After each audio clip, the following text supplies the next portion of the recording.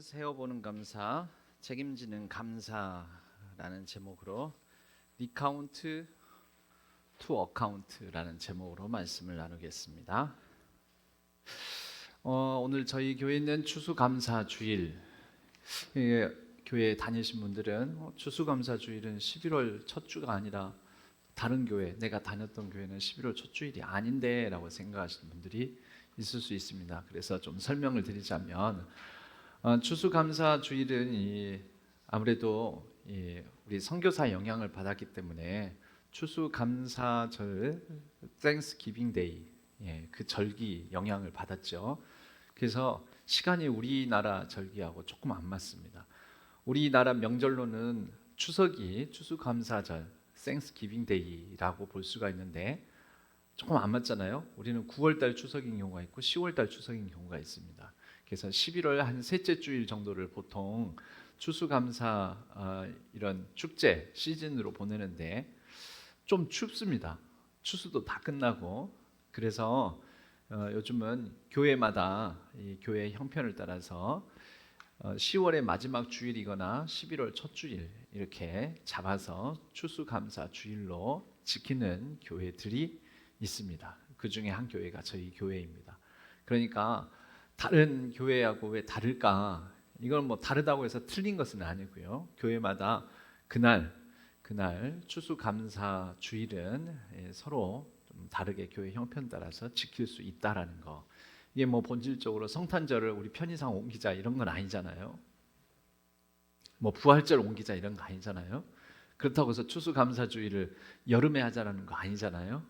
그래서 그 추수 시즌 적절한 시기에 교회에 여러 행사나 이런 걸 하기에 적정한 때에 하는데 저희 교회는 11월 첫 주일로 제가 부임한 이후부터는 그 무렵에 이렇게 지키고 있습니다. 감사절, 추수감사절, 뭐 여러분들은 농사 짓는 거 아니니까 나는 추수한 게 없는데요 볼 수 있지만 여러분 우리가 감사의 내용들을 1년 중 물론 항상 매 주일마다 감사의 내용, 그 감사의 제목들을 생각해 보기 마련이지만 특별히 이럴 때는 우리가 감사할 것을 생각해 봐야 됩니다. 어떤 감사를 생각할 것인가? 그러니까 감사를 헤아려 보는 거, 그게 바로 카운트입니다. 카운트 계산하는 거죠. 이렇게 수를 헤아리는 거죠. 어떤 게 있다. 그래서 크게 보면은 4가지 정도 우리의 감사의 제목으로 삼을 만한 것들이 있습니다. 아무것도 가진 것 없다라고 생각하는 사람들도 이 4가지 정도는 이 시간 한번 떠올려 보았으면 좋겠는데, 첫 번째 영적, 두 번째 물적, 세 번째 관계적, 네 번째 사회적, 이렇게 볼 수가 있습니다.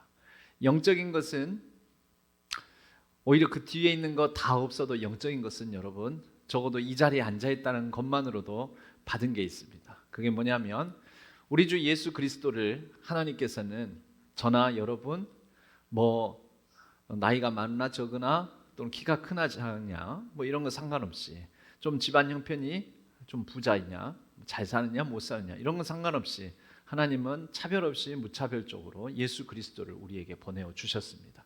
선물이죠. 그분을 통하여서 우리에게 주신 게 있습니다. 구원의 선물. 에베소서 2장 8절은 특별히 이렇게 얘기합니다. 믿음으로 말미암아 너희가 구원의 은혜를 받았으니 이는 사람에게서 난 것이 아니요 하나님의 선물이다. 여러분 선물 받은 거면 세봐야죠. 세본다라는 것은 생각해 봐야 된다는 겁니다. 그러니까요 저나 여러분이나 모두 다 구원의 은혜만큼은 다 받았습니다. 이건 영적 자산이다라고 말할 수 있습니다. 사람에 따라서는 또 어떤 믿음의 분량, 나는 예수 그리스도를 믿는 믿음, 그분 안에서 성령께서 내게 주신 성령 하나님께서 내게 주신 은사가 있어. 탤런트, 은사가 탤런트입니다. 은사가 있어. 그거 다 영적 자산입니다. 다른 사람들 쉽게 좌절하는 순간에 나는 하나님을 믿음으로 말미암아 그래도 하나님께서 내 인생 이렇게 헛되게 안 만드시겠지. 그 은사죠. 그거 믿음이거든요. 그 믿음으로 말미암아 동일하게 좌절, 낙심할 수 있는 순간에 하지 않는다는 거죠. 믿음 때문에. 여러분, 이것은 분명히 하나님께서 내게 주신 것이요, 내가 이미 받은 것이요, 이거에 세어봐야 되는, 카운트 해봐야 되는. 한 번 카운트하면 될까요? 아니요. 리카운트, 자주 다시 카운트 해봐야 됩니다. 우리는 그것을 카운트하고 생각하면서, 그래서 감사는 뭐 그렇게 언어 유희를 발휘하기도 합니다. think, thank is think다. 예, 감사는 think에서 나온다. 이거 헤아려 보셔야 됩니다. 자, 그러면 물적, 아이고 나는 아직 청년이라서 가진 게 없어요. 그렇지 않습니다, 여러분. 물적인 게 있습니다. 물적인 것부터는 이제 숫자로 표시가 가능한 것들이죠. 무엇이 있을까요? 여러분 건강, 피지컬. 요즘 AI 관련한 보도들이 많이 나오고 있습니다. 지금 글쎄 앞으로 어떻게 될지는 모르겠지만 이제 한국이 정말 엄청난 이 대전환점에 있는 것은 맞습니다. 그래서 여러분들도 이런 대전환기에 조금 관심 가져보는 것도 좋겠다라는 생각이 듭니다. 저는 이제 AI 관련 뉴스를 보면서 뭐 이미 어른 세대는 AI에 잘 적응하기도 힘드시고 무슨 말인지도 모르겠고 또 뭐 AI 관련한 뭐 이런 것에 하나하나 영어나 이런 관심 두기가 어려울 텐데, 제가 AI 관련 뉴스를 보면서 제가 늘 드는 마음은 여러분들입니다. 여러분들. 와, 우리 이제 지금 청년 시기에 있는 우리 청년들이 이 대한민국의 AI 대전환기에 여기에 좀 탁 올라타 가지고 정말 그 다음에 뭐 저도 모르겠어요. 어떤 미래가 펼쳐질지. 와, 근데 자고지가 진짜 잘 올라탔으면 좋겠다. 특히 우리 광주 지역, 물론 광주는 떨어졌죠. 전남 쪽으로 뭐 AI 그 컴퓨팅 센터, 전남 쪽으로 삼성 SDI에서 이 컨소시엄에 참여해가지고 전남 쪽으로 유치하기로 했다라고 그러는데, 그래도 여러분 전남 쪽에 그게 된다 하더라도 분명히 광주 전남, 광주 광역시까지 이 어떤 파급 효과가 있습니다. 그리고 인적 자원은 광주에서 공급을 해줘야 됩니다. 물론 또 전국에서 몰려들 수도 있겠지만 분명히 이런 가운데 여러분도 관심을 가지고 여기에 올라타면 참 좋겠다. 이 GPU 26만 장을 젠슨 황 엔비디아 이 회장이 공급하기로, 우선 한국에 공급하기로 하지 않았습니까? 지금 26만 장 공급받는 게 세계적으로 품귀여가지고 구할 수가 없습니다. 뭐 저도 사실 믿기지가 않습니다. 옛날에 엔비디아 뭐 저도 어떻게 보면 8비트 컴퓨터부터 썼던 사람이거든요. 여러분들은 이런 얘기하면 완전 옛날 사람인데, 8비트 MSX 컴퓨터 애플 컴퓨터가 맥이 아닙니다. 맥이 아니에요. 원래 옛날에 애플 컴퓨터라고 있었습니다. 8비트, 16비트 컴퓨터. 16비트 컴퓨터 들어보셨어요? 모르겠죠? 여러분은 그 5.25인치 디스크도 구경 안 해보셨죠? 그런 게 있어요. 5.25인치 플로피 디스크라고 넣어가지고 이렇게 딱 잠그는 게 있어요. 그러면 얘가 띵띵 띵띵 하면서 막 돌아가요. 그 읽는 소리가 들려요 막. 그리고 그 뒤에 하드디스크가 나왔어요. 근데 하드디스크도 소리가 들려요. 띠리디디디디디디디 막 돌아가는 소리가 나요. 요즘 컴퓨터에서 그런 소리 들립니까? 디스크 플래시 메모리죠. 요즘은 안 들리잖아요. 저만 하더라도 이제 컴퓨터의 거의 역사를 거의 다 알고 있습니다. 컴퓨터가 이렇게 발전해온 역사도 앞으로는 더 상상도 못하겠죠. 저조차도 이후에는 어떻게 될지 모르는데, 엔비디아가 이 그래픽 카드가 원래 그 AMD사 칩을 쓰기도 하고 엔비디아 칩을 쓰기도 하고 뭐 하면서 지포스 계열이 있고 MX 계열이 있고 막 그러거든요. 들어보셨어요, 여러분? 조금 아는 분들은 아실 거예요. 왜? 그랬는데 나는 엔비디아가 저렇게 될지 진짜 몰랐네. 그래서 젠슨 황 회장이 그러잖아요. 그거 뻥 아니에요. 그 양반 원래 우리나라에서 비디오 카드, 그래픽, 비디오 카드를 이렇게 팔려고 용산 전자상가에서 이분이 막 판촉 활동하고 그런 분이에요. 지금 그 개인 자산이 197조라잖아요. 뭐 우리 실감이나 나는 숫자입니까? 197조가. 와, 근데 정말 저는 그래서 뭐냐면 이 엄청난 변화가 우리나라를 물론 미국과 중국이 그냥 그것도 앞서가고 있지만 그 다음 순으로라도 우리나라가 올라탈 수도 있는 그러니까 3위권. 그래서 이 26만 장을 공급받으면 GPU 확보 숫자로는 3위권에 해당된다고 그런 보도를 봤습니다. 아무튼 엄청난 변화가 일어나는 이런 대전환기에 여러분 올라탔으면 좋겠다 이런 생각들을 많이 해봅니다. 뭐 어떻게 해야 되느냐 하면 뭐 저도 잘 모르겠어요. 여러분도 근데 여러분들 지금 아직 젊으니까 좀 연구 좀 해보시면 좋겠어요. 이거 어떻게 올라타야 되는가? 왜냐하면 여러분 저도 그래도 길지 않은 삶이지만 우리나라에 대전환기들이 있었거든요. IMF 직후에 98년, 99년도에 인터넷이 이제 일반인들에게 막 보급이 되면서 막 대박이 났습니다.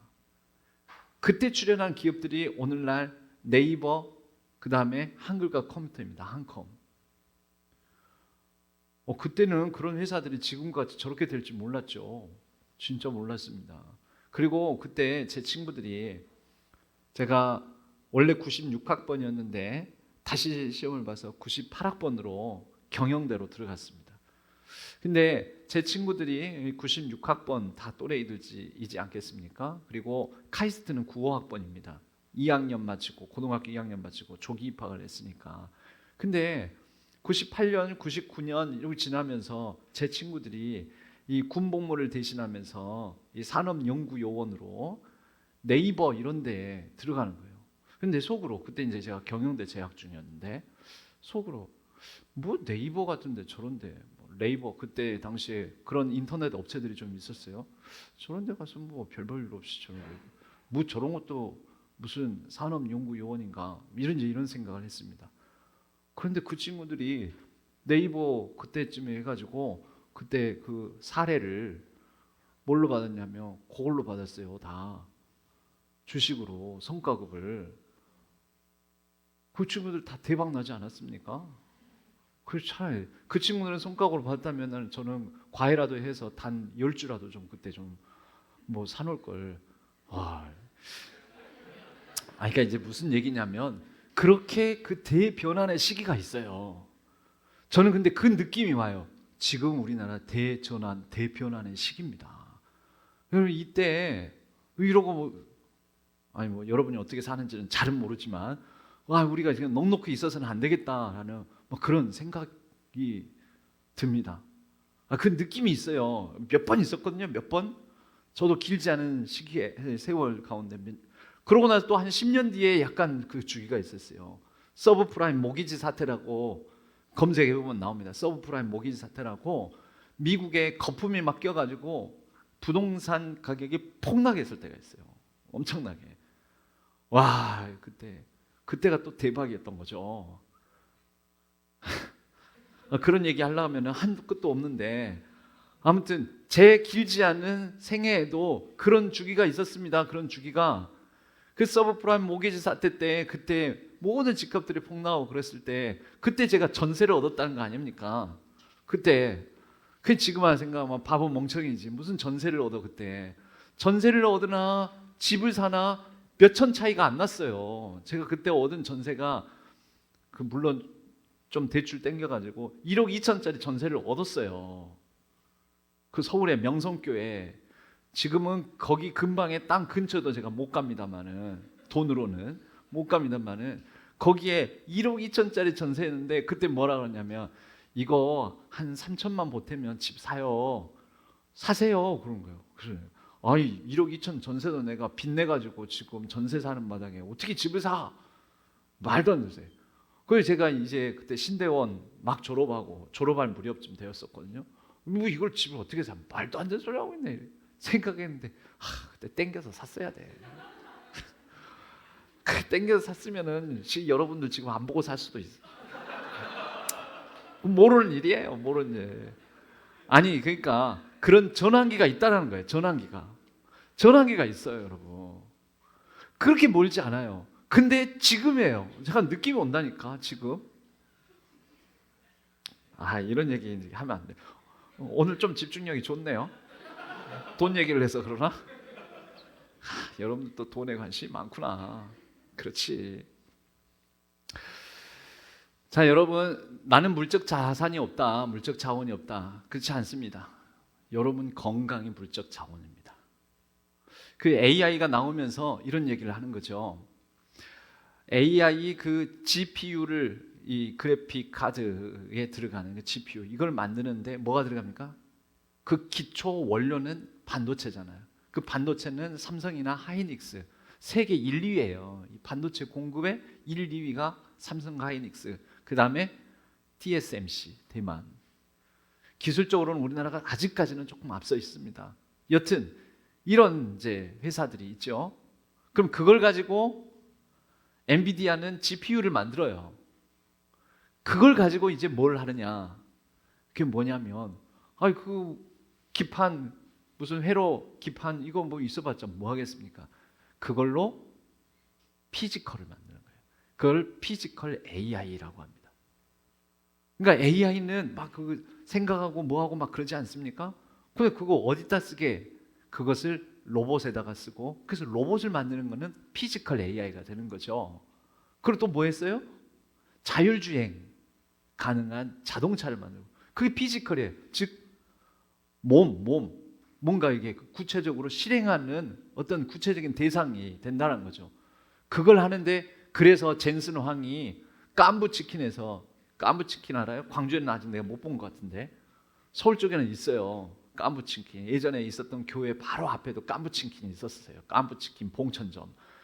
근데 깐부치킨에서 젠순항, 이재용, 정의선 이렇게 세 사람이 깐부치킨 치매 회동을 한 것 아닙니까? 그게 아무 이유 없이 그러는 게 아니에요. 그 깐부가 거기서 나온 전에 깐부치킨은 그 이전부터 있었습니다. 오징어 게임 나오기 이전에 원래 있었던 치킨 브랜드입니다. 근데 거기에서 그걸 하면서 이 세 사람이 깐부를 맺은 거 아닙니까? 그게 그냥 한 게 아니에요. 뭐 저 부자들끼리 대기업 회장들끼리 친했을 거라고. 그거 아니에요, 여러분. 그 흐름들을 다 보셔야 돼요. 자, 거기 AI로 결국 뭐가 이루어져야 된다? 피지컬 AI가 만들어져야 된다. AI 자체로는 아무것도 못합니다. 피지컬화가 돼야 됩니다. 피지컬, 구체적인 뭔가. 근데 여러분은 AI는 없을지 모르지만 피지컬 지수가 높아요. 그게 물적 자산이에요. 건강. 여러분 건강, 제 아내도 정기적으로 뭐 3개월에 또 6개월에 한 번씩 각 과마다 뭐 지금은 거의 종합병원이 돼버려가지고 각 과를 다니는데, 제 아내가 다니는 게 4개 과를 다녀요. 4개 과를. 3개월에 한 번씩만 이게 일정이 잡혀도 뭐 때로는 거의 매달 한 번씩 병원을 거의 가야 되는 그런 일정들이 잡히고 그렇습니다. 그런데 여러분 가면 다 뭐로 나오냐면 수치로 나옵니다. 혈액 뽑으면 혈액 수치 나오죠. 뭐 당뇨 수치, 뭐 염증 수치, 혈압 당연히 나오고, 백혈구, 호중구 뭐 이런 거. 호중구는 그 백혈구 사촌이에요. 아무튼 그런 수치들이 착착착착착 다 나옵니다. 그 염증 수치와 더불어서 이제 뭐가 나면 뭐 CRP, 뭐 CP 뭐 이런 수치들이 막 착착 나오고, 다 뭐냐? 건강, 그거 숫자로 표기되는 물적 자산들이라는 겁니다. 여러분들은 뭐 조금씩 차이는 있겠지만 대체적으로 아무튼 연세 있는 분들에 비해서는 피지컬이 좋지 않습니까? 건강 지수가 높다라는 것입니다. 그럼 여러분 이것은 내가 리카운트 해볼 감사한 제목이지 않겠습니까? 여러분 이건 생각해 봐야 됩니다. 헤아려 봐야 됩니다. 세 번째 뭐가 있을까요? 세 번째가 아니죠. 그 물적 자산 중에는 뭐 여러분들 가진 거 많이 없다고 하지만 그래도 아직은 여러분들에게 부족하면 부족한 대로 뒤에서 뒷받침해 주는 부모님이 물적 자산, 내 든든한 백 아니겠습니까? 많지는 않아도, 넉넉하진 않아도, 내가 원하는 만큼은 아니더라도 그래도 엄마 아빠 나 뭐 해야 돼. 그러면 그 뒷받침해주는, 여러분 그것도 물적 자산 지수이겠죠. 물론 어떤 친구들은 좀 더 뒷받침을 많이 받고 어떤 친구들은 조금 덜 뒷받침을 받고 그럴지도 모릅니다.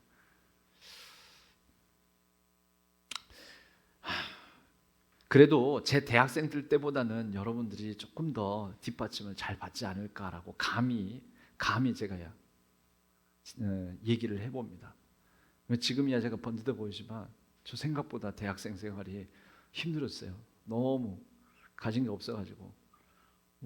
제가 더 힘든 건 뭔지 알아요? 우리 부모님한테 얘기를 해도 부모님한테도 뒷받침 받을 게 별로 없다라는 카운트가 되는 거예요. 카운트. 이미 다 알고 있었어요. 저는. 그래서 제가 그 대학생 시절에 제일 힘든 건 뭐냐면 나 돈 없는데라는 말하는 게 제일 싫었어요. 왜냐하면 그건 너무 자명한 진리이자 사실이니까. 여러분 너무 자명한 진리이자 사실은 생각보다 말하기가 힘듭니다. 나 돈 없어, 이게 지금 돈 없어 이건 괜찮아요. 나 돈 없어 그런데 나는 알거든. 지금도 없고 어제도 없었고 내일도 없을 거야. 집에 가도 없고 부모님한테 말해도 없어. 이런 전제를 깔고 돈 없어라는 말하는 게 너무너무나 싫은 거죠. 그랬었습니다. 그런 거는 또 비참함까지 느껴지기도 하고 그렇습니다. 여튼 여러분 그러나 그런 것을 헤아려 보면서 나에게도 여러분들 그래도 잠잘 때 있잖아요. 제가 한때는 어디서 자야 되나.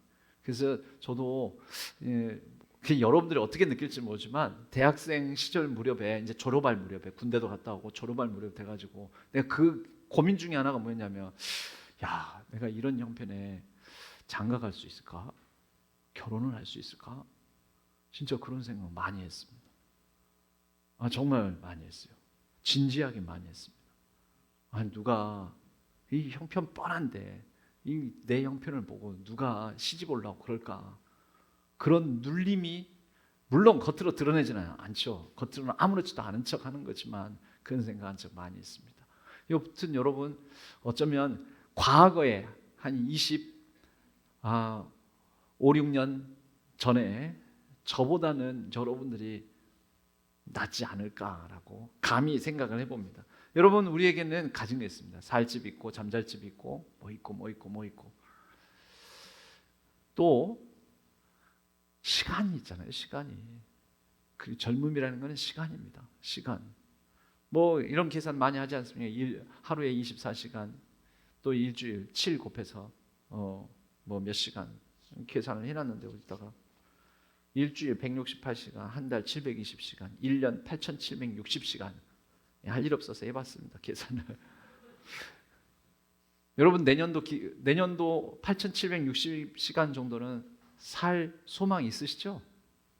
내년에도 그래도 이 정도의 건강만 가지고 8760시간은 더 살 용의도 있고 아마 사라질 거라고 생각하죠?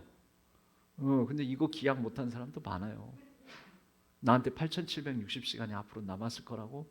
아니요, 이거를 장담 못하는 사람들 많습니다. 때로는 정말 암질환을 앓거나 하는 사람들은 이 1년 8760시간을 장담을 못합니다. 하지 않습니다. 어떻게 될지 모르니까. 근데 여러분들은 적어도 그게 카운트 해보면 감사의 제목이 될 수 있다는 거죠. 관계적 자산이 있습니다. 그래도 여러분 몇 명의 친한 친구가 있습니까? 몇 명의. 많은 사람이 있을 수 있고 적은 사람이 있을 수도 있습니다. 여러분 그거는 카운트를 한번 해보십시오. 찐 친구. 그러나 조금 알고 있는 친구. 내가 심심할 때 특히 야구 보러 갈 때 그 야구를 보러 가자고 하면 같이 보러 갈 수 있는 친구 꼽을 수 있다면 여러분 그건 헤아려 보면서 내게 관계적 자산이 있구나. 사회적 자산도 있죠. 아직 물론 여러분들은 많이 이루지는 못했지만 그래도 지금까지 대한민국 땅에서 지금 현재 전 세계인이 나름대로 예의주시 주목하고 있는 대한민국 땅에서 태어나서 초중 고등학교를 나온 사람으로서의 사회적 자산을 가지고 있습니다. 저는 많은 나라는 아니지만 에티오피아도 한 2번 정도 인솔 하면서 가본 적이 있고, 그리고 뭐 중동 지역도 가본 적이 있고, 물론 경유로 가봤습니다. 에티오피아 가면서라도 이스라엘 가면서, 러시아도 한번 가본 적이 있고, 그리고 뭐 태국 이런 곳은 몇 번 가봤고, 느끼는 것은 생각보다 우리나라가 가지고 있는 게 많아서 이 대한민국 사회라는 곳에서 태어나서 내가 살고 있는 것만으로도 내가 이미 받은 게 많구나 라는 생각을 합니다. 특히 에티오피아 같은 데를 가보면 더 그런 생각을 많이 하죠. 여러분, 우리에게는 이런 사회적 자산도 있습니다. 여러분, 카운트 해보는 것이 시작입니다. 그리고 매번 리카운트, 다시 한번 살펴보는 거, 이게 출발입니다. 그리고 이것을 가지고 감사의 제목으로 삼는 게 필요합니다. 추수감사에 내가 지난 1년 동안 이룬 게 없습니다. 아니요, 그게 아니라 이런 감사의 절기에 바로 영적, 물적, 관계적, 사회적 자산들을 리카운트 해보는 게 필요하다라는 거죠. 그럼 여기서 끝인가? 여러분, 리카운트에서 끝나면 안 됩니다. 그 다음이 필요합니다. 그게 뭐냐면 어카운트입니다. 어카운트는 원래 계좌, 잔고를 뜻합니다. 그러나 결산하다, 회계하다라는 뜻도 있습니다. 잘못했어요. 이 회계 말고요. 세마는 회계 말합니다. 회계. 어카운턴트, 누구를 말합니까? 회계사를 말합니다. 공인회계사, 어카운턴트입니다. 회계. 이 회계사들이 회계 감사, 장부를 정리해가지고 분석을 해가지고 기업 성과를 평가를 합니다. 그게 뭐냐? 그게 책임이죠, 책임. 그래서 그 회계 정보를 가지고 경영 책임을 묻습니다. accountability. 이게 뭐냐? 책임감이라는 뜻으로 사용하기도 하죠.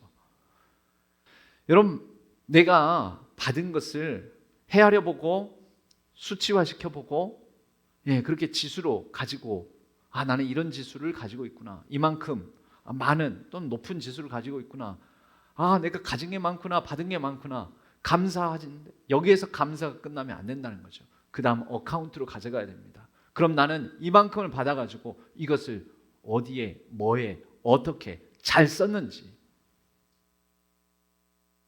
평가해보는 자리까지 가야 된다는 거죠. 그게 뭐냐? 헤아려 보면서, 세보면서 많이 가졌네? 세어보는 감사. 그런데 이걸 가지고 내가 얼만큼 잘 썼는지를 확인하고 점검하면서 책임지는 감사로까지 나아가야 됩니다. 제가 어렸을 때, 여러분들도 아마 초등학교 때 시절이지 않을까 싶은데, 저 때는 4학년 때 갑자기 그날 시험 범위도 정해주지도 않고 시험 문단 예고도 없이 시험을 봤습니다. 알고 봤더니 지능검사였습니다. 지능검사, IQ 테스트. 그래서 그날 마치 시험 보듯이 시험지 나눠주고, 저 때는 그랬어요. 시험지 나눠주고 이 모양과 똑같은 모양의 이 도형을 찾아내시오, 그림을 찾아내시오. 그래가지고 막 이리저리 막 비틀어 놓고 이렇게 해가지고 골라내는 거예요. 아마 공간 지각 능력을 보려고 그런 문제를 낸 것 같아요. 지금 생각나는 건 그런 거, 그 한 문제 정도가 생각이 납니다. 여튼 그렇게 수십 개, 한 100개가 넘는 거를 쭉 풀고 나서 지능 지수가 나왔어요. 부모님 알려드리죠. 가정통신 분야 이런 걸로 알려줍니다. 부모님들이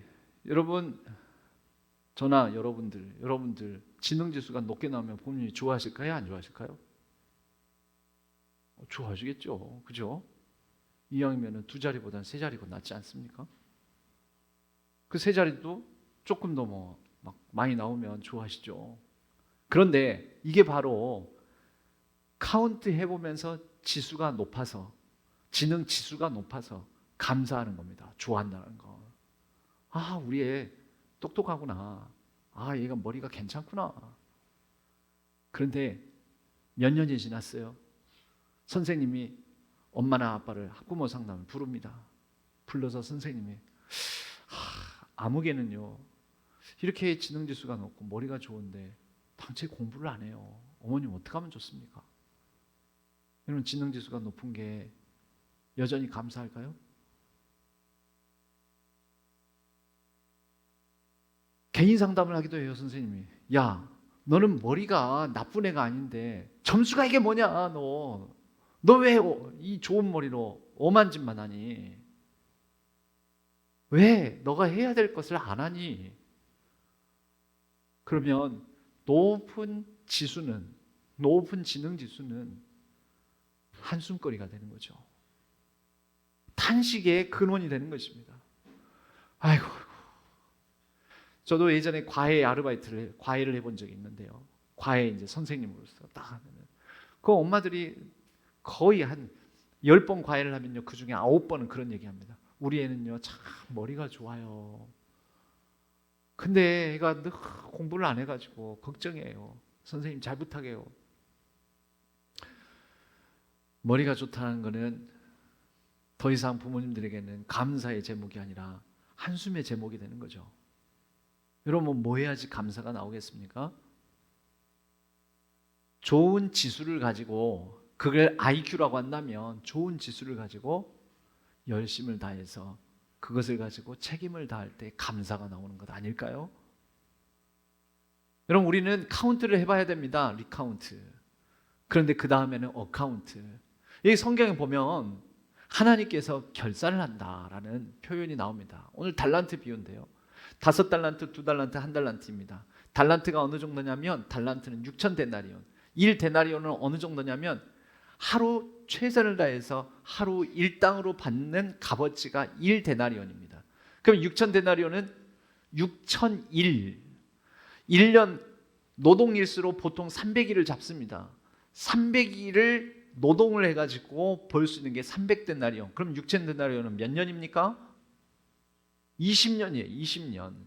1달란트가 20년 열심히 일해서 모을 수 있는 값어치가 1달란트입니다.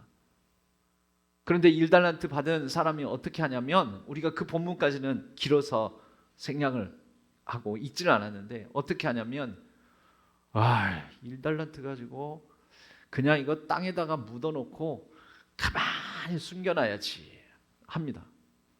5달란트와 2달란트 받은 사람은 받은 걸 가지고 이 손실이 날 수도 있지만 그런 위험을 무릅쓰고 이것을 자꾸 씁니다. 내가 받은 거는 5달란트야. 내가 받은 건 2달란트야. 근데 5달란트, 2달란트로 내가 이것을 어떻게 쓸까 고민하고 하면서 그 맡은 자로서의 책임을 감당을 합니다. 그리고 성경에서는 그게 아주 단순하게 표현되어 있지만 분명히 어떤 날에는 손해를 본 날도 있었을지 모릅니다. 힘든 순간도 있었겠죠. 그런데 결국 주인이 돌아왔을 때 주인 앞에는 보소서 내가 5달란트를 가지고 또 5달란트를 더 벌었습니다. 여기 10달란트가 있습니다 하고 내놓는다는 거죠. 2달란트 가진 사람은 2달란트를 또 내놓는다는 거죠. 근데 1달란트 받은 사람은 아마 이 1달란트 받은 사람의 심리에 이런 게 있었을지 모릅니다. 쟤는 5달란트, 쟤는 2달란트는 나는 왜 1달란트야? 여러분 우리가 카운트 해볼 때 중요한 것은 내 것 카운트 하십시오. 남의 것 카운트 하지 마시고 우리의 시선과 우리의 마음은 남의 것 카운트 하는 데 굉장히 빠릅니다. 그리고 내가 가진 거, 내가 받은 거 이걸 카운트를 잘 안 합니다. 내가 가진 거, 내가 받은 거, 내게 있는 거 이걸 카운트를 안 하니 뭘 할 수가 없습니까? 이걸 가지고 뭘 해야 될지는 모르는 겁니다. 그러면서 밤낮 남이 5달란트 받은 것, 남이 2달란트 받은 것만 쳐다보고 있습니다. 그리고 나는 왜 이거밖에 없지? 나는 왜 이 모양이지? 비참해. 짜증나. 이러고 있는다라는 거죠. 여러분 카운트를 정확하게 하십시오. 남의 거 말고 내 거. 주인이 돌아옵니다. 그리고 나서 성경에는 이렇게 표현되어 있습니다. 저는 개역개정으로 읽으니까 용서해 주십시오. 19절에 오랜 후에 그 종들의 주인이 돌아와서 그들과 결산할세. 결산이 뭐라고요? 어카운트 한다고요. 어카운트 할 때 어카운트는 뭘 요구할까요? 결산할 때 뭘 요구할까요? 설명을 요구합니다. 해명을 요구합니다. 그리고 뭘 하는 것입니까? 그 사람의 책임을 묻는 것입니다. 그게 어카운트예요. 어카운트 for 무엇을 설명하다. 어카운터빌리티, 책임. 그래서 묻습니다. 너 뭐 했니? 여러분, 우리가 이 땅을 살아가는 거 이것으로 끝나는 게 아니에요. 이 땅에서 내가 많이 받아서 적게 받아서 이렇게 사는 것으로 끝나지 않습니다. 우리 하나님 앞에 서는 날 그분 앞에서 우리 결산할 겁니다. 어카운트 할 거라는 거죠. 그리고 우리의 책임을 물으실 겁니다. 5달란트, 2달란트 받은 종 보고를 하는데, 어카운트가 보고라는 뜻도 있거든요. 설명, 해명, 이게 보고예요. 보고를 하는데 그 주인이 말을 합니다. 와, 잘했다. 착하고 충성된 종아, 너가 작은 일에 충성하였으니 칭찬을 하죠. 이제 너에게 더 큰 것을 맡기리라. 업그레이드 되는 거죠. 리카운트, 어카운트 여기까지가 잘 되면 그 다음 리카운트는 한 단계 높아집니다. 그리고 뭐라고 하냐면, 너가 내 주인의 즐거움에 참여할 것이다 라고 이 비유에서는 말합니다. 주인의 즐거움. 여러분, 아까 부모님 예를 들었습니다. 지수가 높은 게 감사죠, 물론. 그러나 지수가 높은 것으로 감사가 아니에요. 그 높은 지수를 가지고 사용할 때, 잘 쓸 때, 열심히 노력할 때, 그렇게 실력을 쌓아나갈 때 부모의 즐거움이 있습니다. 우리 아이가 머리 좋은 것뿐만 아니라 그걸 가지고, 그 지수를 가지고 이렇게 활용하고 이렇게 있고 이렇게 수고하며 살아가는 게 부모님에게는 큰 기쁨이지 않겠습니까? 그게 부모님만의 기쁨이겠습니까? 당사자 본인도 기쁘겠죠. 학문의 즐거움, 보람감, 성취감, 아, 이게 되네 하는 그런 느낌적 느낌. 본인 즐겁고 부모 즐거움 있고 바라보는 자들의 즐거움 있고, 그렇게 해서 사회 속에서 그 사람이 성장해 나갈 때, 그 사람 통해서 선한 영향을 끼칠 때 그 사회도 복을 받는 것 아닐까요? 여러분, 주인의 기쁨에, 내 주인의 즐거움에 참여할지어다. 하나님이 기뻐하신다니까요. 뭐를? 그분은 원래 그분의 소유예요. 그분으로부터 받았어요. 근데 그분이 그분 앞에 서게 될 때 그분이 우리에게 말씀하시는 거죠. 야, 고맙다. 내가 너한테 맡겨놨더니 그 맡긴 것을 가지고 너가 이렇게 열심히 최선을 다해서 이런 것을 남기다니, 너가 네 책임을 다하다니 잘했다. 착하고 충성된 종아, 참 고맙다. 내가 너무 좋다. 너무 기쁘다. 너무 복되다. 이렇게 말씀하시지 않겠습니까? 예, 저는 그냥 단순히 자기 개발해라는 그런 얘기 아닙니다. 단순히 자기 개발 얘기를 하는 게 아닙니다. 이 비유와 누가복음 12장에는 또 청지기 비유가 나옵니다. 근데 그 안에 본질적 내용은 똑같습니다. 그 청지기 비유에서는 결론을 이렇게 말하고 있습니다. 많이 받은 자에게 많이 요구할 것이요, 많이 맡긴 자에게 많은 것을 찾을 것이다. 결론이 그래요, 결론이. 여러분, 난 적게 받았는데, 아니 남의 거하고 비교하니까 적게 받았지만 남의 거 비교 없이 보면은 어쨌든 받았잖아요. 뭔가를 받았잖아요. 아까 그 4가지 여러분 카운트 해보십시오. 자꾸 리카운트 해보십시오. 그럼 내가 받은 걸 가지고 나는 어떻게 살고 있는가 어카운트 해보시라는 거예요.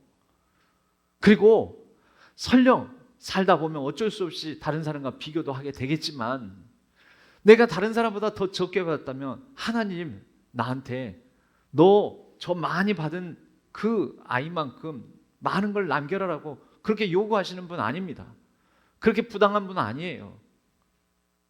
그런데 내가 받은 카운트한 그 몫에 합당하게 살아가시기를 바랍니다.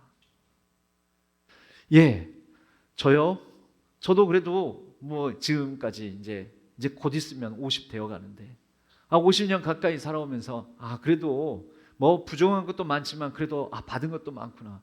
그래서 부담감을 느껴요. 하나님께서 나한테 많은 걸 요구하실 텐데, 그날 그분 앞에 서는 그날 어카운트 하게 될 텐데, 여러분 우리 그거 가져야 됩니다. 여러분 코람데오란 말 들어봤죠? 코람데오 뭔 뜻인지 알아요?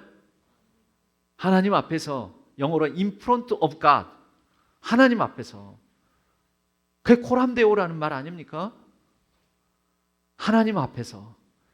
여러분 하나님 앞에서의 자세와 태도, 그것은 내가 받은 것만 세보는 것, 또는 남이 받은 것 세보는 것, 그걸 넘어서서 내가 받은 분량대로 하나님 앞에 해명할 수 있는 거리를 만들어가는 삶을 말합니다. 리카운트, 어카운트. 여러분 그렇게 될 때 이것이 복된 삶인 거죠. 여러분 그래도 제가 우리 장인 장모님한테 지난번에 한번 말씀드린 적이 있는 것 같은데, 우리 장인 장모님이 또 어디 놀러를 가셨다는 거예요. 어디 뭐 그 은퇴한 우리 장인어른도 목사님이시거든요. 은퇴하셨어요. 2017년 연말에 은퇴하셨어요. 벌써 이제 8년 되어 가시죠. 그래서 은퇴하셔가지고 그렇게 동기를 만나서 어디 놀러 가시고 어디 가서 뭐 맛있는 거 드시고 어떻게 이렇게 시간적 여유가 많아서 좋으시겠어요. 오늘 지금 어디세요? 전화를 딱 드는데 어디세요? 그러니까 밖이에요. 밖인데요. 아니 동기들하고 어디 왔네. 이게 괜찮네. 이게 좋네. 그래요. 좋으시겠어요. 어이 나랑 바꿀란가? 난 그래도 자네 젊음이 부럽네. 그래요. 난 이런데 놀러 와서 맛있는 거 안 먹고 좋은 구경 안 해도 좋으니까 자네 10년만 나한테 떼서 줄 수만 있다면 나한테 주소. 그래요. 여러분 우리가 가진 게, 그 누군가는, 그 어른들은, 그 노인들은 그렇게도 부러워하는 시간들입니다. 젊음의 때. 여러분 이 젊음의 때 젊음 지수 헛되이 버리지 마시고 하나님 앞에서 코람데오 의식을 가지고 in front of God, 그분 앞에서 책임감 있게 살아가시기를 바랍니다. 너무너무 좋은 때입니다. 너무너무 아름다울 때입니다. 근데 언제까지 밤낮 방바닥 긁고 그렇게 남이 받는 거, 저 사람 좋겠다 이러고 살아가시렵니까? 대전환의 때입니다. 여러분 지금 요즘 놀라운 일이 일어날 것입니다. 뭐 20여 년 전 젠슨 황이 영산 전자상가 싸돌아다니고 다닐 때 그 사람이 197조짜리 자산가가 될 줄 누가 알았겠습니까? 저렇게 까무치킨을 먹으면서 저렇게 자신당당하게 이재용 회장하고 어깨동무하면서 내 친구다고 막 하면서 한국 치킨 최고다고 막 이렇게, 그리고 막 우리 언론들이 다 비추면서 막 보도하고 그렇게 될 줄 누가 알았겠습니까? 여러분 내일 일은 모릅니다. 그러나 여러분들이 받은 거 그거 헤아려 보시면서 그거 가지고 책임 있는 삶, 정말 날마다 귀한 삶, 복된 삶 살아가시기를 바랍니다. 그게 하나님 나라입니다. 여러분 보고 과대한 걸 요구하지 않습니다. 대단한 걸 요구하는 게 아닙니다. 그러나 내가 받은 복 세어보시고, 내가 이미 가진 것 세어보시고, 세어본 것 가지고 그렇게 하나님 앞에 내가 내놓을 수 있는, 드릴 수 있는 것을 또 책임을 다하면서 그렇게 충성스럽게 여러분들의 인생을, 여러분들의 생명을 살아가시기를 주님의 이름으로 간절히 축복합니다. 네, 요즘은 내가 그냥 빨리 끝내고 아웃을 하려고 생각하고 있습니다. 그래서 오늘 나눔 질문은 이와 같습니다. 나눔 질문은 이따가 여러분 나누세요. 리카운트, 어카운트, 그리고 어카운터빌리티. 나는 내가 받은 달란트들, 네 가지 얘기했잖아요. 네 가지 달란트, 영적 달란트, 영적 자산, 물적, 건강, 시간, 또 내 소유 뭐 이런 거입니다. 예. 그리고 관계적, 사회적 자산이 있죠. 이건 세봐야 돼요. 헤아려 보셔야 돼요. 아, 생각보다 내가 그래도 받은 게 많네. 받은 게 많네. 그리고 여러분 다시 어카운트 해보십시오. 그럼 이 받은 거 가지고 나는 뭐 하고 있나? 어떻게 살고 있나? 어카운터빌리티. 그리고 나중에 주님 앞에 서게 될 때 우리가 신앙인이라면 일상을 살아가면서도 하나님 앞에서의 의식을 가져야 되지만 주님 앞에 서게 될 때 나는 뭐라고 보고할까? 뭐라고 내 삶에 대해서 하나님 앞에 회개 정산을 할까? 그것을 한번 나눠보셨으면 좋겠습니다.